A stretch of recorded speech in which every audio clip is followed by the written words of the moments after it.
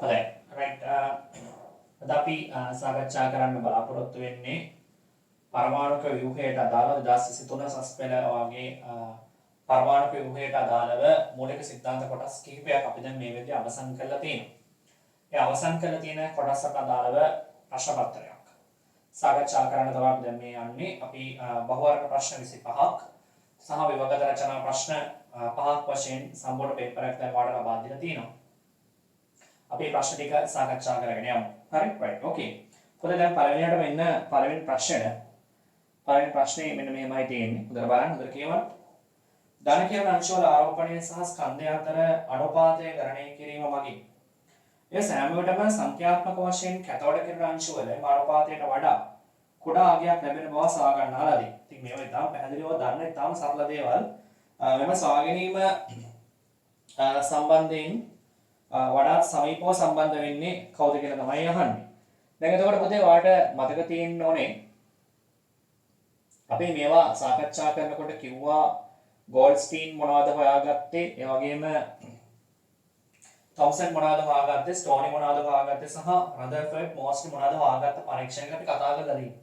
ඒතර මේක ඉතාම පැහැදිලිව ධන කිරීම අංශවල ආරෝපණය සහ ස්කන්ධ අනුපාතය ගණනය කිරීම සම්බන්ධයෙන් වඩාත්ම ප්‍රසිද්ධ වෙන්නේ කවුද? තොම්සන්. ඒ නිසා මේකේ පිළිතුරු අංක 2 වෙන්න ඕනි. අපි දෙවෙනි එකට යමු. දෙවෙනි ප්‍රශ්නේ පුතේ කියලා තියෙන්නේ නාල කිරණ ඒවා ධන කිරණ පිළිබඳව පහසුකම් කුමන ප්‍රකාශයේ සත්‍ය වේද? ඒක තමයි දෙවෙනි ප්‍රශ්නේ විදිහට අපෙන් අහලා තියෙන්නේ. එතකොට නාල කිරණ සහ ධන කිරණ සම්බන්ධයෙන් වඩාත් සත්‍ය වෙන්නේ මොකක්ද කියලා තමයි අහලා තියෙන්නේ. පළවෙනි උත්තරේ දීලා තියෙන්නේ විසර්ජන නලය තුළ භාවිතා කරන වායුව කුමක් වුවද ලැබෙන ධන කිරණ චුම්බක ක්ෂේත්‍රයකදී එකම දිශාවට ගමන් කරයි. දැන් පුතේ විසර්ජන නලය තුළ භාවිතා කරන වායුව කුමක් වුවද ලැබෙන ධන කිරණ චුම්බක ක්ෂේත්‍රයේදී එකම දිශාවට ගමන් කරයි කියලා තමයි කියලා දෙන්නේ. එතකොට දැන් ඒක බැලුවම අපිට වෙන සත්‍ය ප්‍රකාශයක්. මෙතන ඇත්තටම සත්‍ය ප්‍රකාශ කිහිපයක් දීලා තියෙන පොතේ දැන් ප්‍රශ්න කොටා වෙනස් වෙන්න ඕනේ. නාල කිරණේවත් ධන කිරණ පිළිබඳව පාසල් කොට ප්‍රකාශයේ සත්‍ය වේද නෙමෙයි අසත්‍ය වේද ලෙස මේක පොඩක් හදාගන්න. එතන විසර්ජනණය තුළ භාවිතා කරන වායුව කුමක් වුවද ලැබෙන ධන කිරණ චුම්බක ක්ෂේත්‍රයකදී එකම දිශාවට ගමන් කරයි කියන එක නිවැරදි. අපි දන්නවනේ. ධන කිරණ ස්කන්ධය වෙනස් වෙන විට චුම්බක ක්ෂේත්‍රයකදී විවිධ කෝණ වලින් උත්ක්‍රමණය වේ. හරි. ඒකත් අපි දන්නවා. දැන් මොකද අපි මේක සාකච්ඡා කරලා තිනවා මීට කලින්. දැන් පොතේ ධන කිරණ කියන එක නිෂ්පාදනය වෙන්නේ අදාළ වායුවට සාපේක්ෂව. දැන් විසර්ජන නලය මෙහෙම තියෙනකොට හරි විසර්ජන නලයක් මෙහෙම තියෙනකොට ඔයාලට මතකයි අපි කියලා දුන්නා මේ පැත්තේ තියෙන කැතෝඩය මේ පැත්තේ තියෙන ඇනෝඩය නම් මේ පැත්තේ තියෙන කැතෝඩය නම් හරි දැන් මේක කැතෝඩ් එක කියලා ගමුකෝ මේක ඇනෝඩ් එක කියලා ගමු. ඒතකොට දැන් කැතෝඩ් එකෙන් තමයි අර කැතෝඩ් කිරණ නිෂ්පාදනය වෙලා ඇනෝඩේ පැත්තට එන්නේ. හරි? කැතෝඩ් කිරණ ඇනෝඩේ පැත්තට වේගෙන් එනකොට මොකද වෙන්නේ? මේකේ දාලා තියෙන වායුව අපි හයිඩ්‍රජන් කියලා ගමු. මේකේ දාලා තියෙන වායුව හයිඩ්‍රජන් නම් හයිඩ්‍රජන් මොකද වෙන්නේ? මුලින්ම පරමාණු දෙකකට කැඩෙනවා. මේ මොනවා වැදිලාද පරමාණු වලට කැඩෙන්නේ? කැතෝඩ් කිරණ මෙතනනේ. ඊට පස්සේ මොකද වෙන්නේ?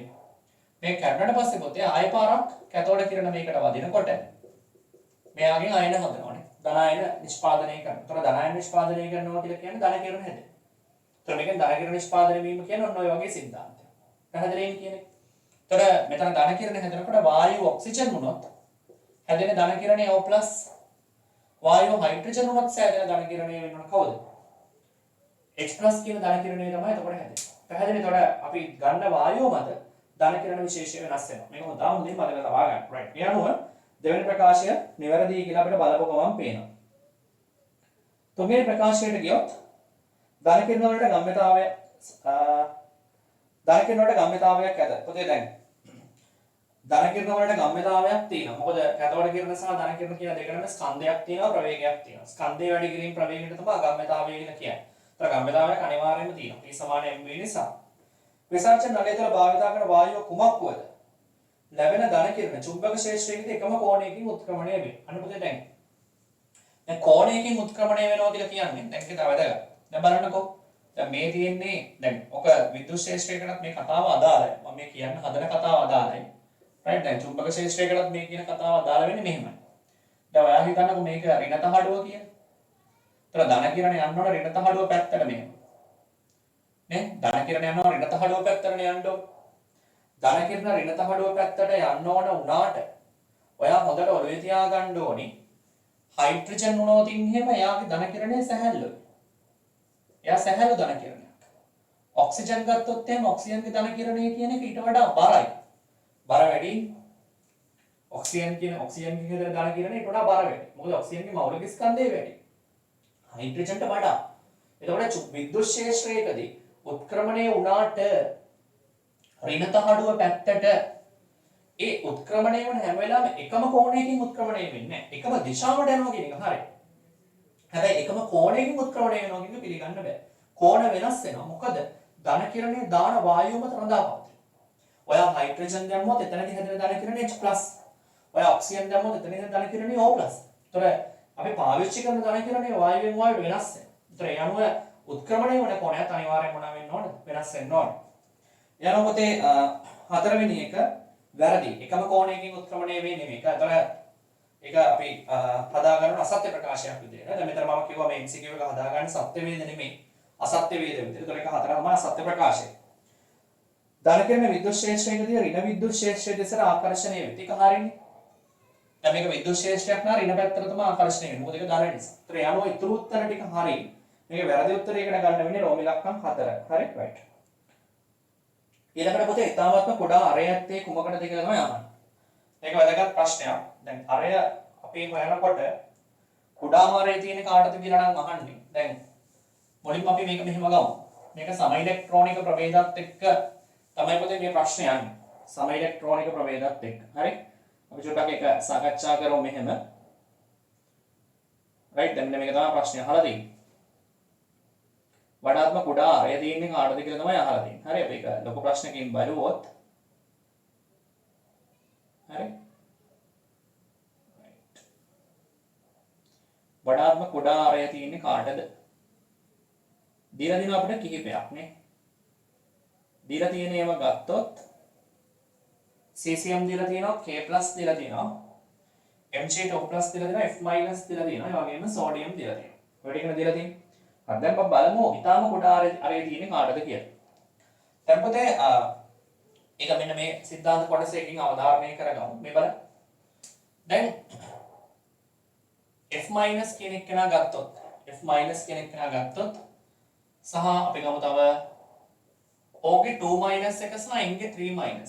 මෙන්න මේ තුන් දෙනා. හරි මෙන්න මේ තුන් දෙනා ගමු.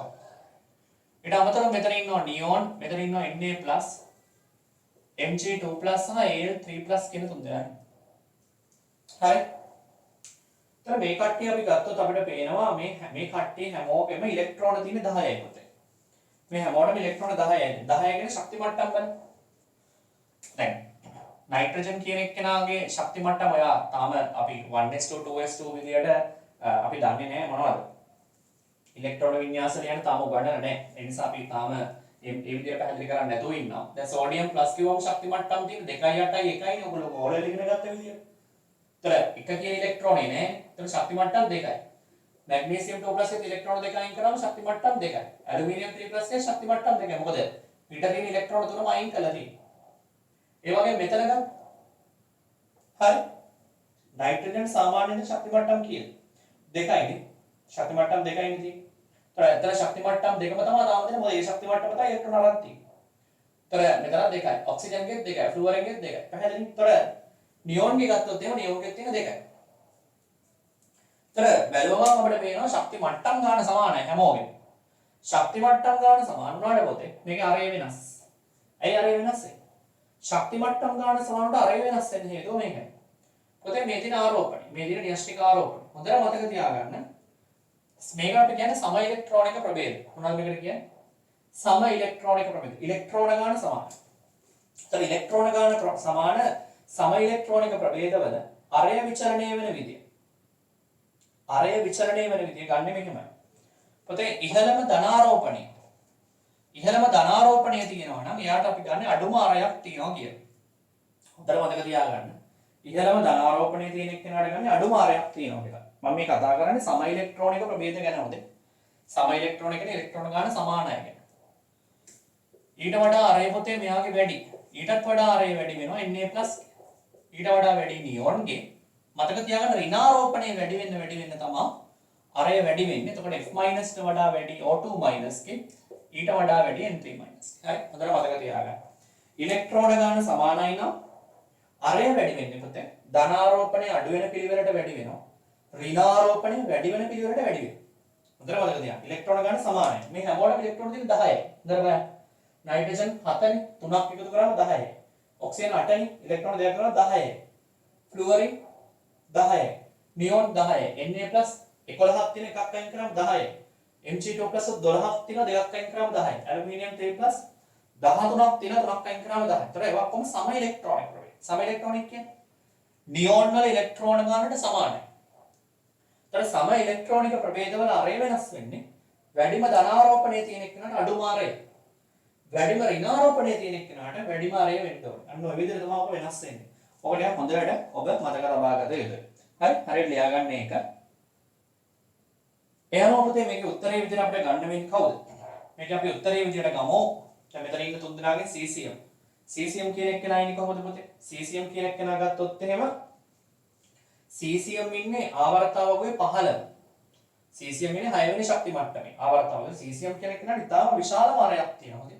දැන් මෙහෙම බලන්න ආවර්තාවක වලට සාපේක්ෂව බැලුවොත් මෙතන ලිතියම්, මෙතන සෝඩියම්, මෙතන පොටෑසියම්, මෙතන රුබීඩියම්, මෙතන cesium. तो cesium ඉන්නේ ගොඩාක් පල්ලෙහා. K+ පොටෑසියම් ඉන්නේ මෙතන. සහ යා K+ වෙනවා කියන්නේ පුතේ තවත් එකක් අඩු වෙලා තියෙනවා. නේද? එතකොට යාගේ ශක්ති මට්ටම් ගන්න ආයි පාරක් උඩට යනවා එකක් අඩු වෙන නිසා. Mg2+ කියන්නේ සෝඩියම් මැග්නීසියම් ඉන්නේ මෙතන. හරිද? F- කියන එක නම. F ඉන්නේ පුතේ මේ හරිය. Lithium, beryllium, boron, carbon, nitrogen, oxygen, fluorine. Fluorine ඉන්නේ මේ හරිය. දෙවෙනි ආවර්තයේ. හරි? ඊට පස්සේ අපි යමු සෝඩියම්. සෝඩියම් ඉන්නේ මෙතන. හරි. දැන් හොඳට බලන්න. දැන් අපි දීලා ඉන්න කට්ටිය චුට්ටක් බලමු අය. cesium ගොඩක් ලොකුයි K+, Mg2+, F- සෝඩියම්. දැන් හොඳට සංසන්දනය කරන්න බලමු. cesium කියන එක නෝනේ ශක්ති මට්ටම් 6ක් තියෙනවා. ඒතර එයා ගොඩාක් අරේ වැඩි. මෙයා 15 නේ ශක්ති මට්ටම් 6ක් තියෙනවා. K+ කියන එක නෝනේ පොටෑසියම් ඉලෙක්ට්‍රෝන 19 ප්ලස් වුණාම 18යි. Mg2+ Mg ට 12යි 2+ වුණාම 10යි. දෙකක් අයින් වෙනවා. F- කියන එක න F ට 9යි මයිනස් වුණාම 10යි. සෝඩියම් කියන එක නට දෙන 11ක්. ශක්ති මට්ටම් ගන්නත් අපි බලමු. මෙයාට තියෙනවා මෙයාට අපි ඉලෙක්ට්‍රෝන මේ තියෙන ශක්ති මට්ටම් ගන්න. ශක්ති මට්ටම් 6ක් තියෙනවා. හොඳේ ශක්ති මට්ටම් 6ක් කියන්නේ යා ගොඩාක්ම අරේ වැඩි. ඒතර යාව කොහොමද අතාරින්නේ? යායි ගොඩාක් අරේ වැඩි. cesium මෙහෙ පල්ලෙහානේ. ඒතර යා ගොඩාක් අරේ වැඩි අපි යාව අතාරිනවා. ඊට පස්සේ අපි කතා කරමු එකෙන් පස්සේ දැන් පොටෑසියම් ප්ලස් සහ Mg2+ බලන්න.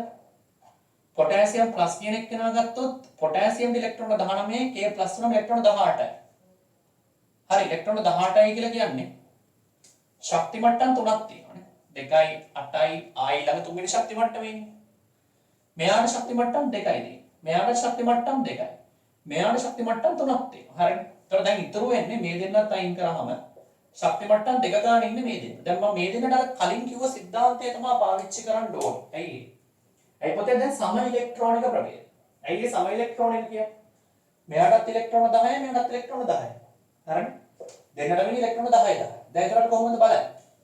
සම ඉලෙක්ට්‍රෝනික ප්‍රභේදයේ වල ඍණාරෝපණයේ තියෙන එකට තමයි වැඩි වෙන්න ඕනේ. Mg2+ ඉන්නේ මෙතන. ඒතර යනවා අරය අඩුම වෙන්න ඕනේ පුතේ. Mg2+ හරියට ලියා ගන්න. අරය අඩුම වෙන්න ඕනේ. Mg2+ කියලා හොඳට මතක තියාගන්න. right? okay. හරි. ඊළඟ ප්‍රශ්නේ තමයි සරල ප්‍රශ්නයක්. මෝල් ද්‍රව්‍යයක පරමාණු ක්‍රමාංකය සොයාගත හැකි කෙසේද කියලා දීලා තිනවා. සාපේක්ෂ පරමාණුක ස්කන්ධ සෙවීමෙන් ස්කන්ධ වර්ණාවලි මානය භාවිතයෙන් x කිරණ වර්ණාවලි මානය භාවිතයෙන් x කිරණ ප්‍රකිරණය මගින් සහ නිවැරදි පිළිතුර නැත කියලා තියෙනවා. මතක තියාගන්න පුතේ. පරමාණු ක්‍රමාංකය සාමාන්‍යයෙන් අපි හොයන්නේ x කිරණ වර්ණාවලි මානය භාවිතයෙන්. හොඳේ. x කිරණ වර්ණාවලි මානය භාවිතයෙන් තමයි සාමාන්‍යයෙන් හොයන්නේ පරමාණුක ක්‍රමාංකය. right? එතකොට උත්තරේ 3 වෙන්න ඕනේ. අපි යමු ඊළඟට පස්වෙනි ප්‍රශ්නෙට. පස්වෙනි ප්‍රශ්න පුතේ ඔයාලට ඩිස්ප්ලේ එකේ පේනවා ප්‍රශ්නේ. ස්වභාවිකව පවත්නා ක්ලෝරින්හි 35 17 Cl සමස්ථානිකයේ 75ක් තියෙනවලු. 37 17 Cl සමස්ථානිකයෙන් 25ක් තියෙනවලු. ස්වභාවිකව පවතින ක්ලෝරින්හි සාපේක්ෂ පරමාණුක ස්කන්ධය ගණනය කළ විට ලැබෙන්නේ කීයද කියලා තමයි අහලා තියෙන්නේ. පුතේ දැන් මේ જાතිය ගාණක් හදන්න ඕනේ මෙන්න මෙහෙම. හරි? දැන් ඔය જાතිය ගාණක් හදන්න ඕනේ මේ විදියට. දැන් සාමාන්‍යයෙන් අපි සමස්ථානික ගැන කතා කරා. නමුත් අපි ගණනය කිරීම නම් කරේ නැහැ. මම දැන් අපිට පැහැදිලි කරන්න හදන්නේ කොහොමද මේ වගේ ඒවා හොයන්නේ කියලා. දැන් ක්ලෝරින් සමස්ථානිකය ගත්තම පොතේ. හරි? හොඳට තේරුම් ගන්න. ක්ලෝරින් කියන සමස්ථානිකය ගත්තම ක්ලෝරින් ඉන්නවා 35 17 සමස්ථානිකයෙන් 75ක් ඉන්නවලු. හරි? ඒ වගේම ක්ලෝරින් සමස්ථානිකය 37 17 සමස්ථානිකයෙන් ඉඳලා තියෙන 125යි. හරිනේ? නෝමනේ කියලා තියෙන ක්ලෝරින් වල සමස්ථානික දෙක ගත්තම එකක් ඉඳලා තියෙන පොතේ 75 අනිත් එක ඉඳලා තියෙන 125. එතකොට දැන් ප්‍රශ්න මොකක්ද අහන්නේ? ක්ලෝරින් වල සාපේක්ෂ පරමාණු ස්කන්ධය අහලා දෙන්න. පොතේ මේ වගේ වෙලාවට සාපේක්ෂ පරමාණු ස්කන්ධය වෙන්නේ මෙහෙමයි. එතකොට සාපේක්ෂ පරමාණු ස්කන්ධය කියන එක අපිට ලැබෙනවා. හරි මේ වගේ වෙලාවට සාපේක්ෂ පරමාණු ස්කන්ධ අපිට ලැබෙන්නේ. මතක තියාගන්න ඕනි මේ දෙන්නගේ සමස්ථානික ස්කන්ධ වෙන වෙනම ගන්න. සමස්ථානික ස්කන්ධ වෙන වෙනම ගන්න කියන්නේ දැන් මෙයාගේ බර කොච්චරද? මෙයාගේ බර 35යි. මෙයාගේ බර 37යි නේ. ඒතර මෙයාගේ 35 කියන බර තියෙන ප්‍රමාණයෙන් 75ක් තියෙනවා. ඒතර මම ගන්නවා මෙහෙම. 35ක් බර තියෙන එක්කෙනාගෙන් 75යි. පැහැදිලි? තේරුණාද? 35ක් බර තියෙන එක 75යි. ඊළඟ 37ක් බර තියෙන එක්කෙනාගෙන් 125යි.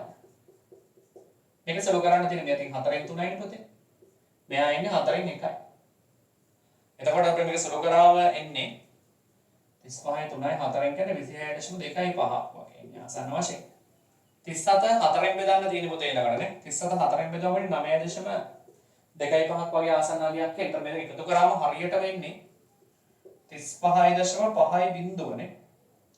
35.5. දැන් මේක දැන් බලන්න උත්තර දීලා තියෙන උත්තර 4 බලන්න. දැන් දීලා තියෙන උත්තර 4 දී ඔයාලට පේනවා එකක් 36.0 බිංදුවයි බිංදුව. ඊළඟ උත්තරේ දීලා තියෙන්නේ මොකක්ද? 35.51 දීලා තියෙන්නේ. හරි. දැන් දශම ස්ථාන දෙකකටම නිවැරදි වෙන්න ඕනේ. මේක සොලු කරලා බලන්න හරියට වෙන්නේ ඔයාලට 35.5 බිංදුව එන්නේ. 5යි 1 එන්නේත් නැහැ. ඒතර 5යි බිංදුව නම් එන්නේ ඉතින් ගන්න වෙන්නේ අනිවාර්යයෙන්ම උත්තරේ නැහැ කියලා තමයි. හරි මොකද ඒකට දෙවෙනි එක ගන්න බෑ. මොකද දශම ස්ථාන දෙකකට නිවැරදිවමනේ හරන්නේ. ඒ 34 වෙනි උත්තරේ 36.5 බිංදුවනේ. නමුත් එහෙනම් 35.5 එක එන්නේ නැහැ. සුළු කරලා බලන්න. එන්නේ 35.5 බිංදුව. ඒ නිසා පිළිතුරක් අපි ගමු ඔකට 2 කියලා. හරි? රයිට්. ඕකේ. අපි ඊළඟ ප්‍රශ්නෙට ගියොත් ඊළඟ ප්‍රශ්නේ තියෙන්නේ අල්ෆාංශ පිළිබඳ සත්‍ය ප්‍රකාශය වන්නේ කියලා දීලා දෙනවා පොතේ ಗುಣ කිහිපයක්. ඊළඟට 7 වෙනි ප්‍රශ්නේ දීලා තියෙන්නේ ත්‍රිත්ව ධනායනය සම්බන්ධයෙන්. ඒතර අල්ෆාංශ වලට ඉතා ඉහළ විනිවිද යාමේ බලයක් ඇත කියලා දීලා දෙනවා පළවෙනි එක. එතකොට අල්ෆාංශ වලට ඉතා ඉහළ විනිවිද යාමේ බලයක් තියෙනවා. ඊළඟට චුම්බකක ඍණ ද්‍රවයකට ආකර්ෂණය වෙනවා. ධන ද්‍රවයට ආකර්ෂණය වෙනවා. අයනීකරණ බලයක් තියෙනවලු අඩු. ඊට පස්සේ ප්‍රකාශයල සාවද්දේ වගේ ප්‍රකාශ ටිකක් තමයි දීලා තියෙන්නේ. ඒතර පුතේ දැන් ඔයාලට බලන්න අය පාර ප්‍රශ්න තියෙනවා ඩිස්ප්ලේ එකේ බලන්න. අල්ෆාංශ වලට ඉතා ඉහළ විනිවිද යාමේ බලයක් තියෙන්නේ නෑ. මොනවා වලටද? ගැමා අංශ වලට. ගැමා කිරණ වලට තමයි ඉතා ඉහළ විනිවිද යාමේ බලයක් තියෙන්නේ. අල්ෆාංශ වලට ඉතා ඉහළ අයනීකාරක බලයක්. ඒතර වැරදි. ප්‍රකාශය විදිහට ගත්තොත් වැරදි. දෙවෙනි එක අල්ෆාංශ චුම්බකයක ඍණ ද්‍රවය විතර ආකර්ෂණය වෙන. පටලවා ගන්න එපා. ආකර්ෂණය වෙන්න ඕන විද්‍යුත් ක්ෂේත්‍රයකට ඍණ ද්‍රවයකට. චුම්බක ක්ෂේත්‍රයකදී මොඩ පැත්තට යන්නේ කියලා අපිට හරියටම කියන්න බෑ. ඍණ ද්‍රවයට ධන ද්‍රවය අපි දන්නේ නැහැ. ඒක කියන්න බෑ මොකද? ඊළඟ තියෙන චුම්බකේ. ඒතර වැරදි. ඒතර ප්‍රකාශ දෙක වැරදි. 1 2 3 වැරදි. අල්ෆාංශ ඉතා අඩු අයනීකාරක බලයක් ඇත්තද? අඩු අයනීකාරක බලයක් නෙමෙයි ඉහළ අයනීකාරක බලයක්. ඉහළ අයනීකාරක බලයක් ඇත්ත වැරදි. ඊළඟට ගමු අල්ෆාංශ පිළිබඳ ඉහත ප්‍රකාශ සියල්ල සාවද්ද. ඒක තමයි ගන්න ඕන. සියලු ප්‍රකාශ වැරදි. හොඳයි අල්ෆාංශ වලට අපි දන්නවා ඉහළ අයනීකාරක හැකියාවක් තියෙන්නේ. ඊට අමතරව අයනීකාරක හැකියාවට අමතරව අඩු විනිවිද යාමේ බලයක් තමයි තියෙන්නේ. හරි? රයිට්. ප්‍රශ්න අංක 7ට යමු. උත්තර අරකට උත්තරේ උත්තර අංක 5. 7 වෙනි ප්‍රශ්නේ හොඳට කියවන්න. ඇලුමිනියම් 27 13 ත්‍රිත්ව ධනායනය සම්බන්ධයෙන් තමයි අහලා තියෙන්නේ. ඒතර ඇලුමිනියම් 27 13 ත්‍රිත්ව ධනායනය සම්බන්ධයෙන් නම් අහලා තියෙන්නේ. ඉලෙක්ට්‍රෝන 10ක් තියෙනවා නියුට්‍රෝන 14යිලු අපි ඉතින් ඒක කවුන්ට් කරලා බලන්න ඕනේ. හරි? එතකොට දැන් ඇලුමිනියම් ගත්තොත් පොතේ ඇලුමිනියම් කියන එක එන්නේ මෙහෙම. ඇලුමිනියම් වල උඩ තියෙන 27 යට තියෙන 13. ඒතර මේක මෙහෙමත් නෙමෙයි තියෙන්නේ මේක ත්‍රිත්ව ධනායනය. 3+ එකක් හැදෙන්න ඕන. ත්‍රිත්ව ධනායනය කියන්නේ දර තුනක් හැදෙන්නේ. දර තුන කියන්නේ ඉලෙක්ට්‍රෝන තුනක් ඉවත් කරලා. හරි? එතකොට පොතේ ඇලුමිනියම් වල එතකොට දැන් අපි ගමු ප්‍රෝටෝන ගාන තමයි මෙතනින් පෙන්නන්නේ. ඒතර ප්‍රෝටෝන ගාන බැලුවොත් එහෙම අනිවාර්යෙන් ප්‍රෝටෝන 13ක් තියෙනවා.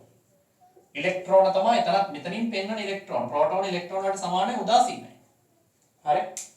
ප්‍රෝටෝන ඉලෙක්ට්‍රෝන වලට සමානව උදාසීන වෙනවා. එයා ධන තුන කැටායනයේ හදනවා කියන්නේ ඉලෙක්ට්‍රෝන තුනක් උදාහරණයක්. එතකොට ඉලෙක්ට්‍රෝන ගාන 13න් 3ක් අඩු කරාම 10යි. එතකොට දැන් ඉලෙක්ට්‍රෝන තියෙන්නේ එහෙමනම් 10යි. මොකද 3+ හදලානේ. අහන්නේ ඇලුමිනියම් වල නෙමෙයි. ඇලුමිනියම් ත්‍රිත්ව ධනායනේ අහන්න. පටලවා ගන්න එපා. ත්‍රිත්ව ධනායන. right?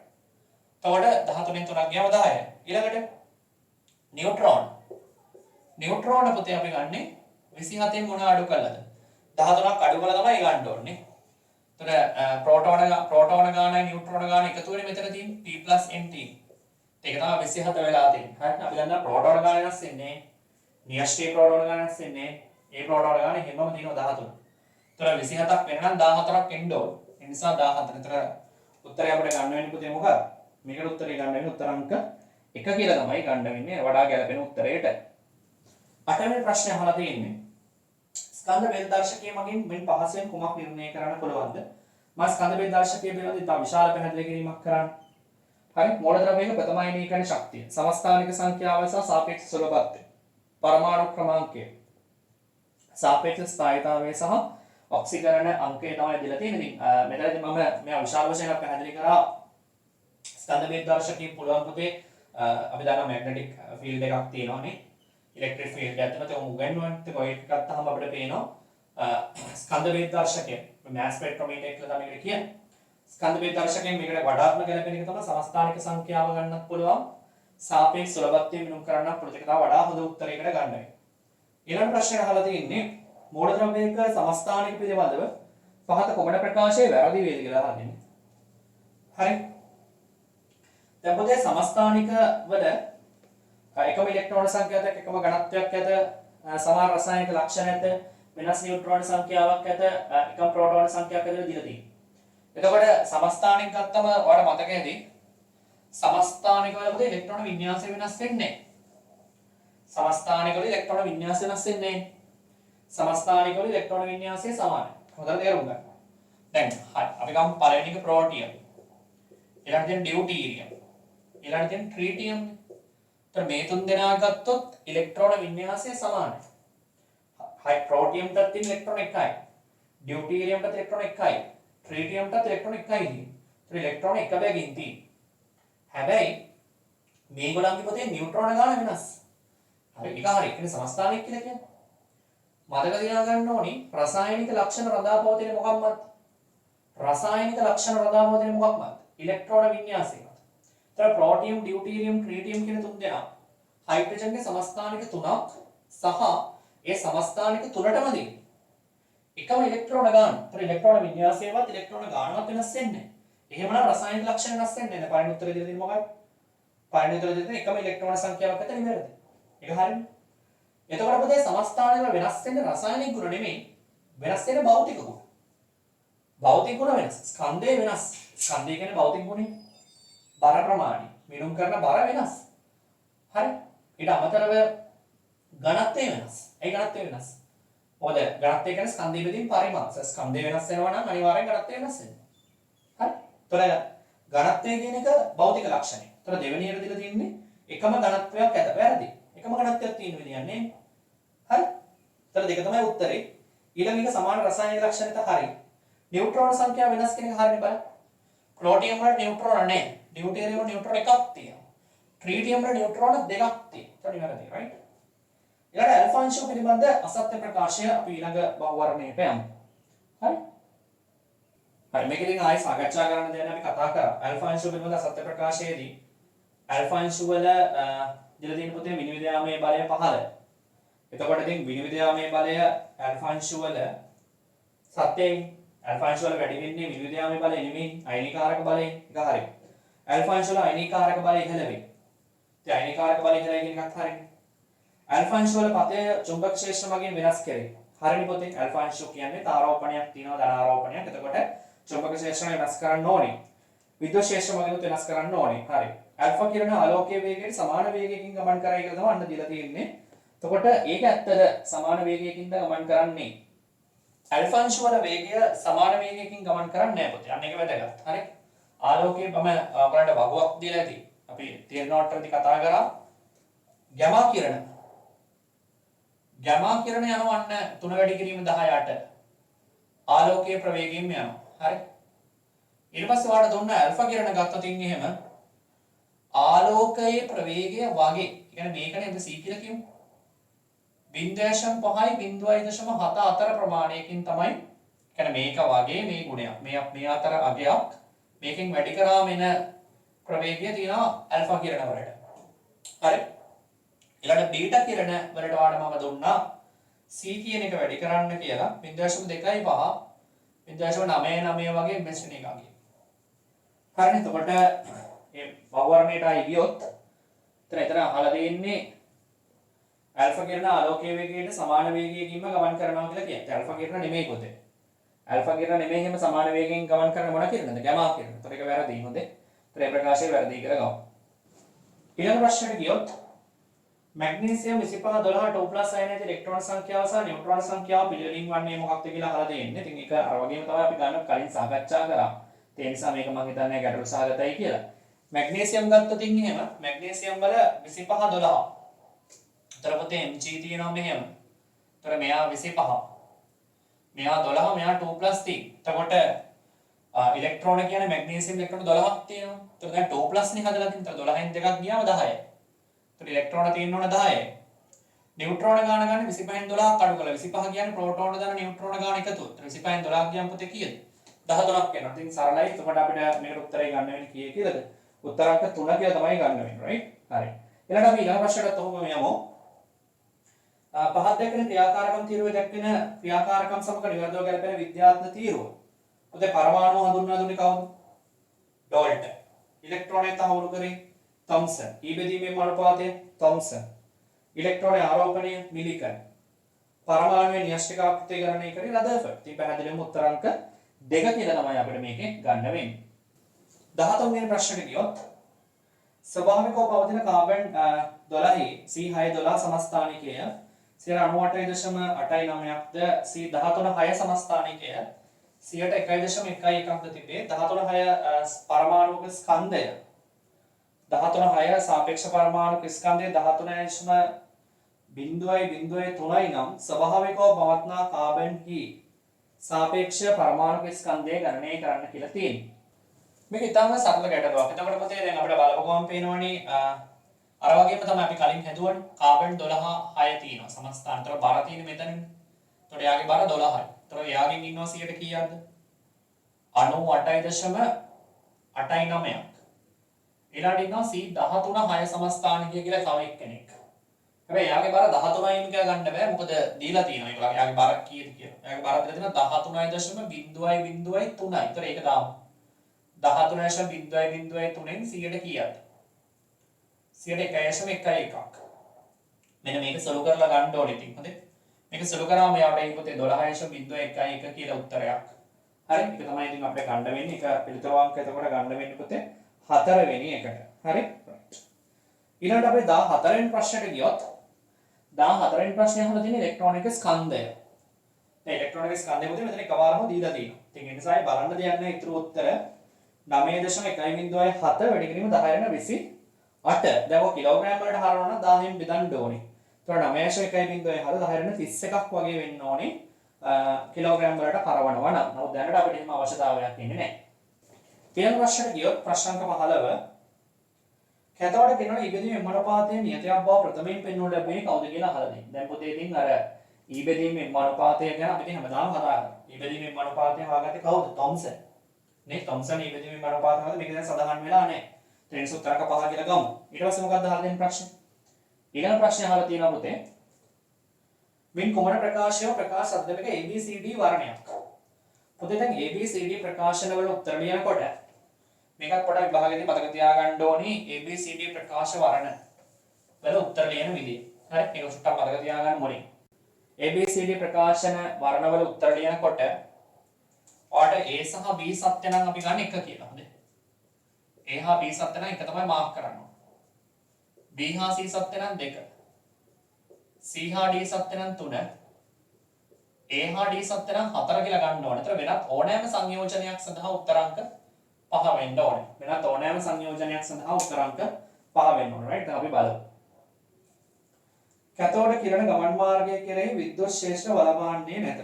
පොතේ කැතෝඩ කිරණ විද්‍යුත් ශේෂ්ත්‍රයකදී අනිවාර්යයෙන්ම බලපෑමක් තියෙනවා. විද්‍යුත් ශේෂ්ත්‍රයකදී කැතෝඩ කිරණ ධන පැත්තට යනවා. බලපෑමක් නැහැ කියන එක වැරදි. චුම්බක ශේෂ්ත්‍ර බලපාන්නේ නැහැ කියන එක. ඒක පිළිගන්නත් බෑනේ. චුම්බක ශේෂ්ත්‍ර කෙරෙහි ධන බලපෑමක් තියෙනවා. ඉහළ වේග වලින් ගමන් කරන නියුට්‍රෝන වල ගමන් මාර්ග කෙරෙහි විද්‍යුත් ශේෂ්ත්‍ර බලපාන්නේ නැත. ඒක හරියි. නියුට්‍රෝන වලට ආරෝපණයක් නැහැ නේ. නියුට්‍රෝන ආරෝපණයක් නැති නිසා කොහෙටවත් යන්නේ නැහැ බලපෑමක් නැහැ. ඉහළ වේගයෙන් ගමන් කරන නියුට්‍රෝන ගමන් මාර්ගයේ චුම්බක ශේෂ්ත්‍ර බලපාන්නේත් නැහැ. ඒක හරි පොතේ. චුම්බක ශේෂ්ත්‍ර බලපාන්නේත් නැහැ තමයි.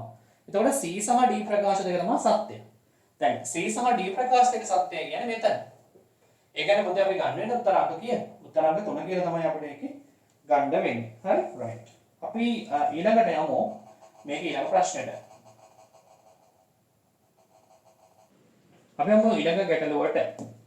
ඊළඟ ගැටලුව තියෙන පොතේ 17 වෙනි ප්‍රශ්නෙට අපිට යන්න තියෙන්නේ. 17 වෙනි ප්‍රශ්නේ කියනවා මෙහෙම.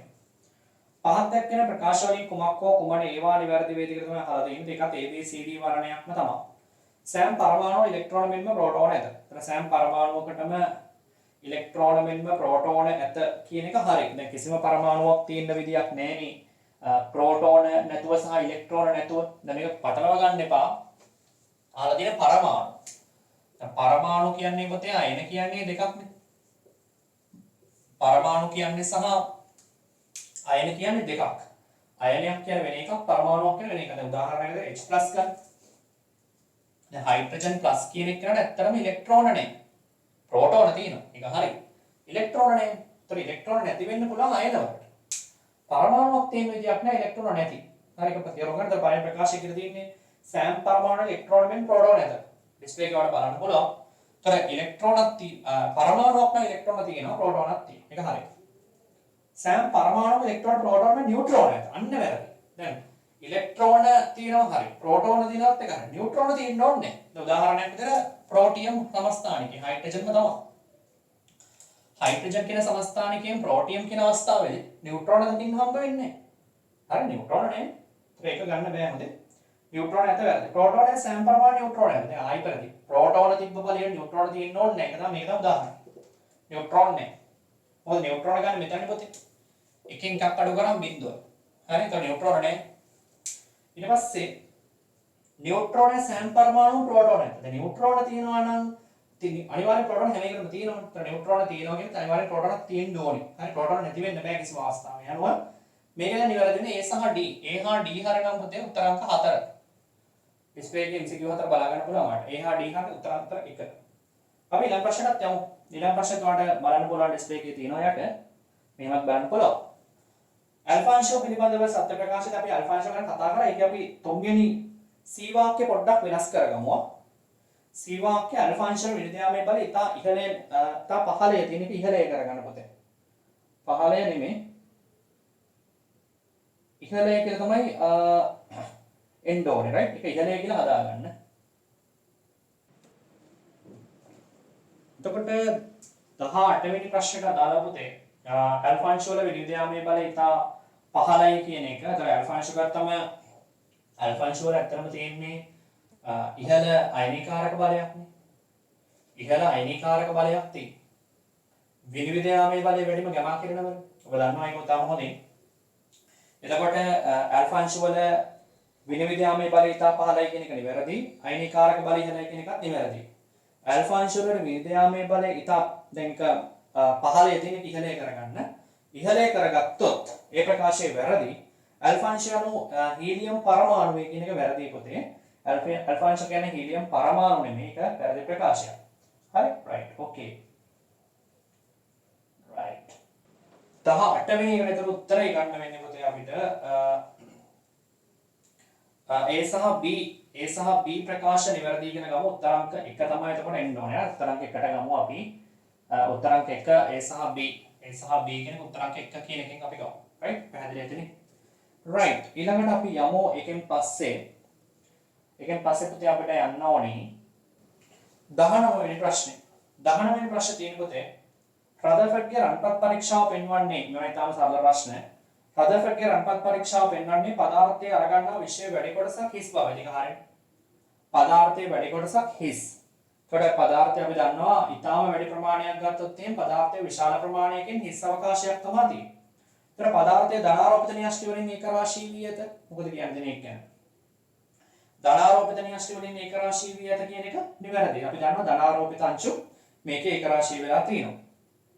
සිහින් පඩල පමණක් ඇල්ෆා අංශු ප්‍රකීර්ණය කරන බවයි. පුතේ දැන් ඇල්ෆා අංශු ප්‍රකීර්ණය වීම අපි රන්පත් පරීක්ෂණයකින් අපි නිගමන විදියට ගන්නෙ නෑ. හරි අපි නිගමන විදියට ගන්න වෙන එකක්. මේක කියන්නේ වෙන එකක්. එතකොට මෙතන මේ ඇල්ෆා අංශු ප්‍රකීර්ණය වන බව නිගමනයක් විදියට අපි ගන්නෑ. රන්පත් පරීක්ෂණයක් ඇත්තරම් පෙන්වන්නේ මොකද්ද? කියන්න ඕනකම තියෙන්නේ මොකද්ද? පදාර්ථයේ වැඩි අවකාශයේ වැඩි ප්‍රමාණයක් හිස් බව සහ ධනාරෝපිත න්‍යෂ්ටි වලින් ඒකරාශී වෙලා තියෙනවා කියන එක.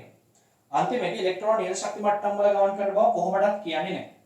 රදර්ෆර්ඩ්ගේ රන්පත් පරීක්ෂාවෙදී ඉලෙක්ට්‍රෝන නිල ශක්ති මට්ටම් වල ගමන් කරන බවක් පෙන්වන්නේ නැහැ. ඒකට මේකේ හරියන්නේ A සහ B ප්‍රකාශ විතරයි. අනු උත්තර අංක 1 වෙන්න ඕනේ. ඊළඟ ප්‍රශ්නෙට ගියොත් මොවුන්ගේ හැදෑරීම් පිළිබඳ පරමාණු ව්‍යුහය තහවුරු කරලාදී හැදෑරීම් මගින් පොතේ පරමාණුවේ ව්‍යුහය තහවුරු කර ගැනීමක් ඇත්තටම සිද්ධ වුණේ රදර්ෆර්ඩ් සහ ගයිගර් සහ මාස්ටර් විසින්. රදර්ෆර්ඩ් ගයිගර් සහ මාස්ටර් විසින් තමයි මේක කරේ. ඒතර රදර්ෆර්ඩ් සහ ගයිගර් තමයි ගන්න වෙන්නේ උත්තර අංක 1ට. රදර්ෆර්ඩ් සහ ගයිගර් තමයි උත්තර අංක 1ට ගන්න වෙන්නේ. හරි? right. okay. අපි දැන් යමු ඊළඟ ප්‍රශ්න ටිකට. හරි. පළවෙනි ප්‍රශ්නේ කියලා තියෙන්නේ සමස්ථානික වල භෞතික ගුණ සහ රසායනික ගුණ එක සමාන වේ. පොතේ සමස්ථානික වල භෞතික ගුණ සහ රසායනික ගුණ එක සමානයි කියලා දෙනවා. දැන් සමස්ථානික ඇත්තට වෙනස් වෙන්නේ මොන ගුණද? සමස්ථානික ඇත්තට වෙනස් වෙන්නේ මොන ගුණ? රසායනික ගුණ සමානයි. වෙනස් වෙන්නේ මොනවද? භෞතික ගුණ වෙනස් වෙනවා. මම කියවන්නේ රසායනික ගුණ සමානයි වෙනස් වෙන්නේ භෞතික ගුණ පොතේ. හරි හොඳට මතක තියාගන්න. ඒතර භෞතික ගුණ කියන්නේ ස්කන්ධය, ඝනත්වය. ස්කන්ධයේ ඝනත්වය වගේ භෞතික ගුණ තමයි වෙනස් වෙන්නේ. ඒතර ස්කන්ධයේ ඝනත්වය වගේ භෞතික ගුණ ටික වෙනස් වෙනවා. එතකොට මේකේ අපිට සමාන වෙනවා කියලා ගන්න රසායනික ගුණ. ඒතර රසායනික ගුණ කියන්නේ ඉලෙක්ට්‍රෝනික වින්‍යාසය. ඒ වගේ ඒවා ඉලෙක්ට්‍රෝනික වින්‍යාස සමාන නිසා ඇත්තට අපිට රසායනික ගුණ සමානයි කියලා ගන්න පුළුවන්. එහා පැත්තට ගියොත් සමස්ථානික එකම ප්‍රෝටෝන සංඛ්‍යාවද වෙනස් නියුට්‍රෝන සංඛ්‍යාවද දැයි. දැන් සමස්ථානික ගත්තම පොද සමස්ථානික වල ප්‍රෝටෝන සංඛ්‍යාවයි නියුට්‍රෝන සංඛ්‍යාවයි ගත්තොත් එහෙම ප්‍රෝටෝන සංඛ්‍යාව සමස්ථානික වල සමානයි. නියුට්‍රෝන සංඛ්‍යාව සමානයි. හරිද? તો මෙතන කියන්නේ එකම ප්‍රෝටෝන සංඛ්‍යාවයි වෙනස් නියුට්‍රෝන සංඛ්‍යාවද? හරි. සමස්ථානික වල ප්‍රෝටෝන ගාන නියත. දැන් හයිඩ්‍රජන් ගන්නකො. ප්‍රෝටියම්, ඩියුටීරියම්, ට්‍රීටියම් කියන තුන් දෙනා ගත්තොත් ප්‍රෝටියම්, ඩියුටීරියම්, ට්‍රීටියම් කියන තුන් දෙනාගෙන් අපි දන්නවා ප්‍රෝටෝන ගාන සමානයි. වෙනස් වෙන්නේ මොනවද? වෙනස් වෙන්නේ මොකද නියුට්‍රෝන ගාන. right? ඒතරක පළවෙනි ප්‍රකාශය අසත්‍ය, දෙවෙනි ප්‍රකාශයේ සත්‍ය යන උත්තරාංක 4. right? ඇල්ෆා අංශ වල අයනීකාරක බලය විශාල වේ. දෙවෙනි යන්නේ ඩිස්ප්ලේ එකේ පේනවාට 22 වෙනි ප්‍රශ්නේ. ඇල්ෆා අංශ වල අයනීකාරක බලය විශාල වේ. පුතේ ඇල්ෆා අංශ වල අයනීකාරක බලය විශාලයි. අපි දන්නවනේ ඇල්ෆා අංශ වල අඩු වෙන්නේ විනිවිද යාමේ බලය. ඇල්ෆා අංශ වල විද්‍යුත් චුම්බක තරංග විශේෂයකින්. පුතේ විද්‍යුත් චුම්බක වර්ණාවලිය අපි ඇල්ෆා අංශ වල එකක් දැක්කද? එහෙම එකක් නැහැ. ගැමා කියලා තියෙනවා. ඇල්ෆා අංශු කියලා එකක් නැහැ. right? ඒතර එක වැරදි. සත්‍ය අසත්‍ය උත්තරාංක 3. ඇල්ෆා අංශ විනිවිද යාමේ බලය බීටා අංශ විනිවිද යාමේ බලයට වඩා වැඩි. පුතේ වැරදි. ඇල්ෆා අංශ වලට වඩා බීටා අංශ විනිවිද යාමේ බලය වැඩි. ගැමා වලට තමයි වැඩිම තියෙන්නේ. පුතේ ඒතර එක වැරදි. ඇල්ෆා අංශයේ ස්කන්ධය බීටා අංශයේ ස්කන්ධයට වඩා බොහෝ වැඩි වේ. ඇත්ත පුතේ. ඇල්ෆා අංශයට වඩා බීටා ස්කන්ධය බීටා අංශයේ ස්කන්ධය විශාලයි. ඒතර අසත්‍ය සත්‍ය උත්තරාංක 4. පරමාණුක ස්කන්ධ ඒකකය 1.6 10 24 වශයෙන් පිළිගනු ලැබේ. එතකොට දැන් පරමාණුක ස්කන්ධ ඒකකය කියන්නේ මොකක්ද? පරමාණුක ස්කන්ධ ඒකකය කියලා කියන්නේ C612 සමස්ථානිකයි. බලන්න. C612 සමස්ථානිකයි පරමාණුක ස්කන්ධයෙන් 12න් එක. නොම නිකන් C612 සමස්ථානිකයේ පරමාණුක ස්කන්ධයෙන් 12න් එක තමයි අපි කියන්නේ මොකක් කියලාද? පරමාණුක ස්කන්ධ ඒකකය කියලා. එතන C612 සමස්ථානිකයේ පරමාණුක ස්කන්ධයෙන් හරියටම 12න් එකක් ගත්තාම මේකට කියන්නේ පොතේ පරමාණුක ස්කන්ධ ඒකකයේ ඇටොමික් මාස් යුනිට් කියන්නේ. AMU කියන්නේ. පැහැදිලි? ඒක හොඳට තේරුම් ගන්න, right? දැන් එතකොට C612 සමස්ථානිකයේ පරමාණුක ස්කන්ධයෙන් හතර C612 සමස්ථානිකයේ පරමාණුක ස්කන්ධය කිව්වහම දැන් ළමයි තේරුම් ගන්න ඕනි. කාබන් 612 කාබන් 612 සමස්ථානයේ පරමාණු ස්කන්ධය මොකද මෙහෙම. දැන් කාබන් ගත්තොත් 12.0000 ග්‍රෑම් වල මෙන්න මේ 12.0000 ග්‍රෑම් වල ස්කන්ධය තියෙන මවුල එකක. මවුල එකක් කියන්නේ පරමාණු කොච්චරද? 6.0223කනේ. ඒක පැහැදිලිද? මෙච්චර ප්‍රමාණයක් නේ. එතකොට එනවා පරමාණුක ස්කන්ධය කියන්නේ මොකක්ද? පරමාණුක ස්කන්ධය කියන්නේ එකක ස්කන්ධය කියන්නේ 12 බෙදන්න ඕනේ මේක. හරි. ඒතර මේ දින C612 සමස්තයනේ පරමාණුක ස්කන්ධ. මේ දින පරමාණුක ස්කන්ධ. ඒකිනොත් 12න් එකක් ගන්න. ඒ කියන්නේ ඒතර ගන්න ඕනේ පොතේ 12 බෙදීම 6.0223 10 23න් ආයෙ 12 වෙනවා. ඒතර 12 12න්. ඒතර එක බෙදන්න ඕනේ අවගාඩ්‍රෝ සංඛ්‍යාව. එතකොට තමයි පොතේ ඔය ඉන්නේ 1.66යි 10 රින 24යි ග්‍රෑම් කියලා. එතකොට තමයි. හරි 1.66යි 10 රින 24යි ග්‍රෑම් කියලා තමයි. හරි තේරුම් ගන්න. එතකොට පරමාණු ස්කන්ධය කිය ඕක තමයි. හරි. ඊළඟ එහා පැත්තේ තියෙන්නේ කාබන් පරමාණුක ස්කන්ධයෙන් හරියටම 12න් එකක් සාපේක්ෂ පරමාණු ස්කන්ධය වැරදි. සාපේක්ෂ පරමාණුක ස්කන්ධය කියලා කියන්නේ පොතේ පරමාණුක ස්කන්ධය C612 සමස්ථානිකයේ පරමාණුක ස්කන්ධයෙන් 12න් එකකට දරන අනුපාතය. නැත්නම් ඒ වගේ කී ගුණයක්ද කියන එක තමයි සාපේක්ෂ පරමාණු ස්කන්ධය කියලා කියන්නේ. මේක නෙමෙයි අර්ථ දැක්වීම. ඒතර වැරදි. හරි. සත්‍ය අසත්‍ය උත්තරාංක 3. පරමාණු ක්‍රමාංකය යා මූලද්‍රව්‍යයකට ලාක්ෂණික වේ. පොතේ පරමාණු ක්‍රමාංකය අපි සලකන ලබන මූලද්‍රව්‍යයකට ලාක්ෂණිකයි. අපි සලකන ලබන මූලද්‍රව්‍යයකට දෙන එකම පරමාණු ක්‍රමාංකය. සෝඩියම් නම් එයාගේ පරමාණු ක්‍රමාංකය 11යි. හරි. මැග්නීසියම් නම් 12යි. ඒක වෙනස් වෙන්නේ. ඒක හරියි. ඒතර ලාක්ෂණික කියන්නේ යාට විතරක් අනන්නේ කියන්නේ. ස්කන්ධ ක්‍රමාංකය යා මූලද්‍රව්‍යයකට ලාක්ෂණික. වැරදි ඉන්නේ දැන් හයිඩ්‍රජන්ම කියන එක නා ගත්තොත් එයාට ස්කන්ධ ක්‍රමාංකම තියෙනවා 3ක්. හයිඩ්‍රජන් ස්කන්ධ ක්‍රමාංකම තියෙනවා 3ක්. හයිඩ්‍රජන් ප්‍රෝටියම් ඩියුටීරියම් ට්‍රිටියම්. ගතන් ස්කන්ධ ක්‍රමාංකම 3ක් තියෙනවා. ඒතර 3ක් තියෙනවා කියන්නේ වෙනස්. ඒක මතක තියාගන්න යනවා සත්‍ය අසත්‍ය කියන එක උත්තරාංක 3 වෙනවා. ඉතින් අපි අවසන් කරේ බහුවර්ණ ප්‍රශ්න පත්‍රයේ විවරණය.